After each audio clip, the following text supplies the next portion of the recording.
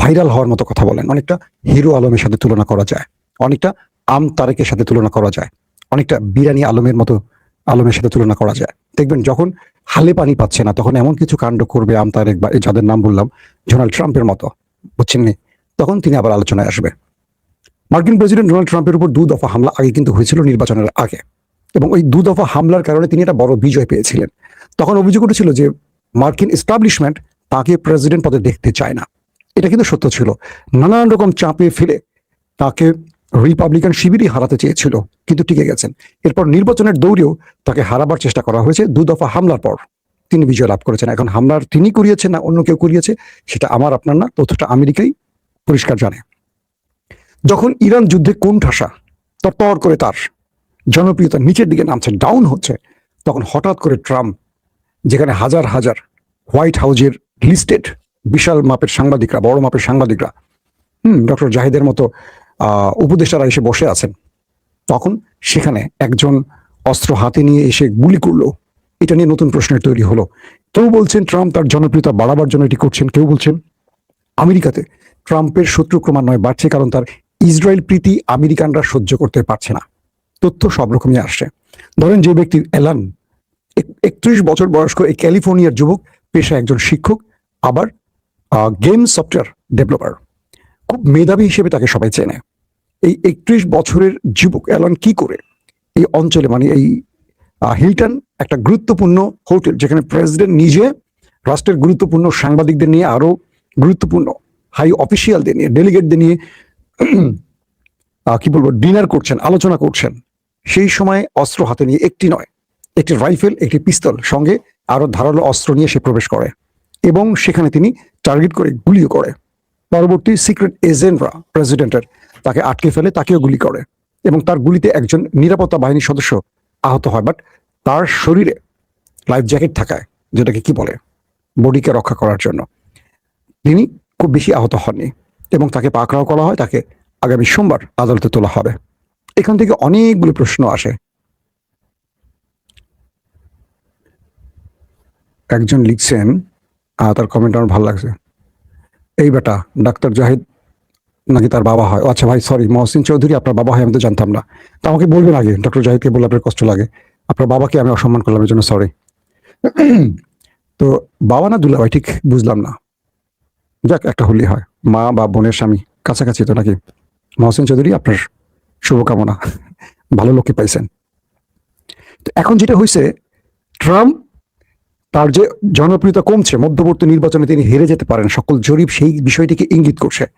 এতে করে এই গুলির ঘটনা তার জনপ্রিয়তাকে আবার বৃদ্ধি করতে পারে। এখন প্রশ্ন আসতে পারে এটার সাথে জড়িত কারা। কিছু কিছু মাধ্যম বলছে তার উপরে চাপ সৃষ্টির জন্য যে দেশটি বারবার তাকে যুদ্ধে জড়াবার চেষ্টা করছে সেই দেশটির টার্গেট হতে পারে, তাকে শুধু ভয় দেখানোর জন্য। হত্যা করার উদ্দেশ্যে এই গুলি হয়নি, কারণ ট্রাম্পের কাছ থেকে অনেক দূর থেকে গুলিগুলো করা হয়েছে। তো দূর থেকে গুলি করে সিক্রেট এজেন্সি, নিরাপত্তা বাহিনী এত এত গোয়েন্দার ভেদ করে এসে আক্রমণ করার কথা না, বা তিনি ঢুকছেন কিভাবে, ওই অঞ্চলে একটা ছোট ছুরি নিয়েও ঢোকার কথা না, সেখানে ঢুকলেন কি করে, অনেক প্রশ্ন আসছে। তো এখন যে বিষয়টি তৈরি হচ্ছে, ধারণা করা হচ্ছে ওই দেশটি, যে দেশটির নাম নিলে চাকরি থাকে না, সেই দেশটির কোন এজেন্ট হতে পারে, যেভাবে কেনেডিকে হত্যা করা হয়েছে।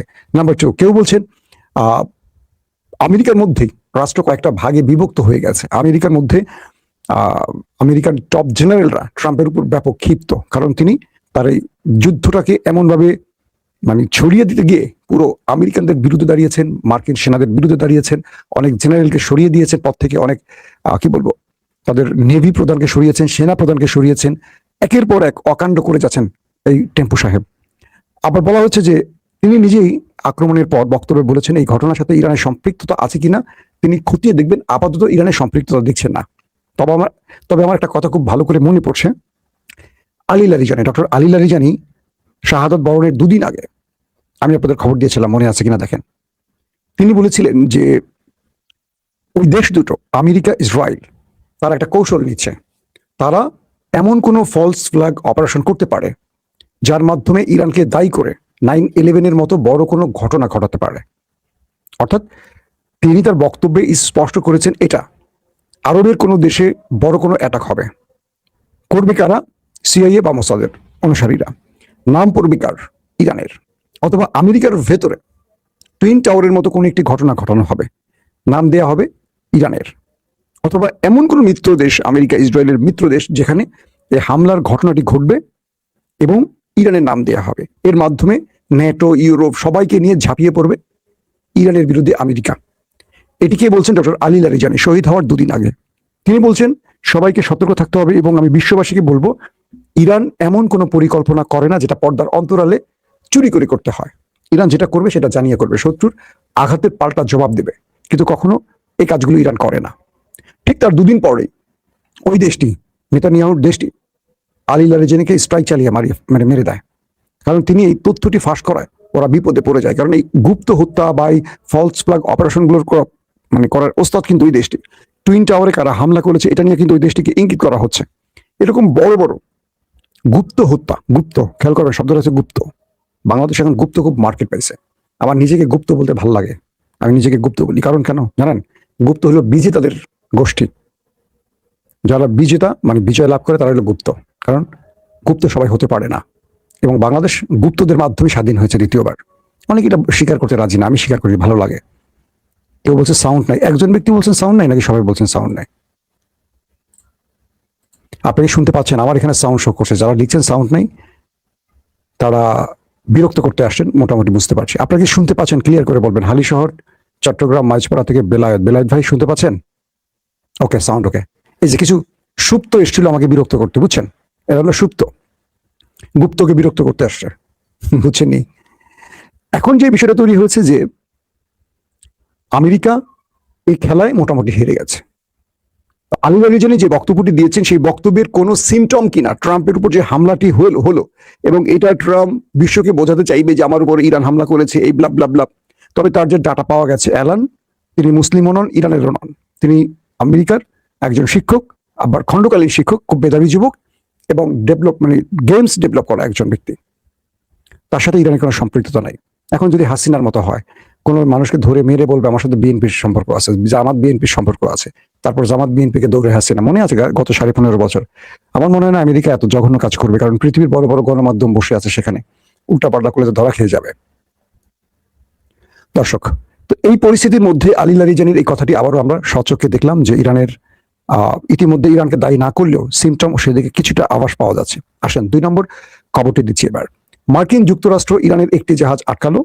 ইরান তারপরে আমেরিকার স্বার্থ সংশ্লিষ্ট ইসরায়েলি একটি জাহাজকে আটকালো কমান্ডো স্ট্রাইকে। আমি আপনাদের ফুটেজ দেখিয়েছিলাম, মনে আছে কিনা? এরপর আমেরিকা ইরানের আরেকটি জাহাজ আটকালো। তো ইরান তখন বলছিল যে তোমরা যা কিছু করবো আমরা তোমাদেরকে ডবল শোধ দেবো, তুমি 1 টাকা দিলে 2 টাকা দেবো, একটা ঘুষি মারলে 2টা ঘুষি মারবো। বিষয়টা ক্লিয়ার? আজকের খবর হলো ইরান আরো 2টা জাহাজকে আবার আটক করে ফেলেছে, মার্কিন স্বার্থ সংশ্লিষ্ট অর্থাৎ ইসরায়েলি জাহাজ। এই জাহাজগুলো ইসরায়েলের মালিকানাধীন, কিন্তু বিভিন্ন নামে আসে, বিভিন্ন ফ্ল্যাগ উড়িয়ে আসে, যাতে ইরান বুঝতে না পারে। কিন্তু ইরানের কাছে তো তথ্য থাকে, গোয়েন্দা তথ্য। এই তথ্যের আলোকে ইসরায়েলি